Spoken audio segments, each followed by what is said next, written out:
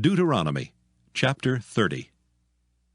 And it shall come to pass, when all these things are come upon thee, the blessing and the curse which I have set before thee, and thou shalt call them to mind among all the nations, whither the Lord thy God hath driven thee, and shalt return unto the Lord thy God, and shalt obey his voice according to all that I command thee this day, thou and thy children, with all thine heart, and with all thy soul.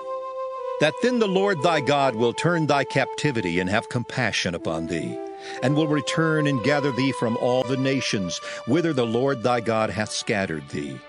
If any of thine be driven out unto the outmost parts of heaven, from thence will the Lord thy God gather thee, and from thence will he fetch thee. And the Lord thy God will bring thee into the land which thy fathers possessed, and thou shalt possess it, and he will do thee good, and multiply thee above thy fathers. And the Lord thy God will circumcise thine heart, and the heart of thy seed, to love the Lord thy God with all thine heart and with all thy soul, that thou mayest live. And the Lord thy God will put all these curses upon thine enemies, and on them that hate thee, which persecuted thee. And thou shalt return and obey the voice of the Lord, and do all his commandments which I command thee this day. And the Lord thy God will make thee plenteous in every work of thine hand, in the fruit of thy body, and in the fruit of thy cattle, and in the fruit of thy land for good. For the Lord will again rejoice over thee for good, as he rejoiced over thy fathers.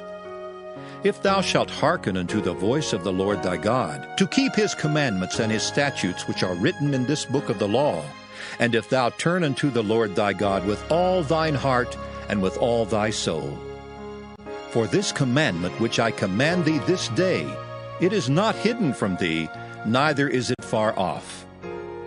It is not in heaven that thou shouldest say, Who shall go up for us to heaven and bring it unto us, that we may hear it and do it?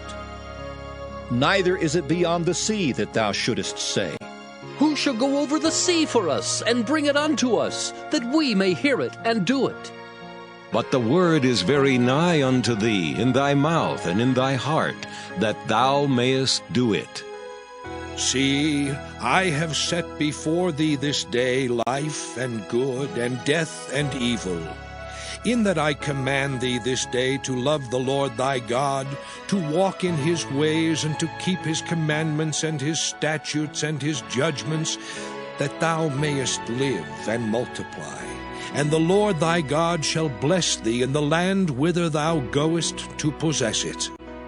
But if thine heart turn away, so that thou wilt not hear, but shalt be drawn away, and worship other gods, and serve them, I denounce unto you this day that ye shall surely perish, and that ye shall not prolong your days upon the land whither thou passest over Jordan to go to possess it. I call heaven and earth to record this day against you, that I have set before you life and death, blessing and cursing.